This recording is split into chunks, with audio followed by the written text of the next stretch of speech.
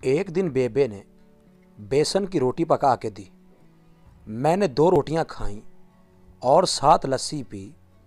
फिर बेबे को खुश करने के लिए ज़ोरदार आवाज़ में अल्लाह का शुक्र अदा किया।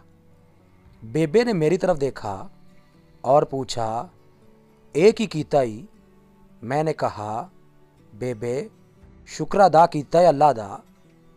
कहने लगी, एक ऐसा शुक्र है, 2 रोटियां तुझे दी, तू खा गया, ना तूने बाहर झांका, ना ही पास पड़ोस की खबर ली कि कहीं कोई भूखा तो नहीं।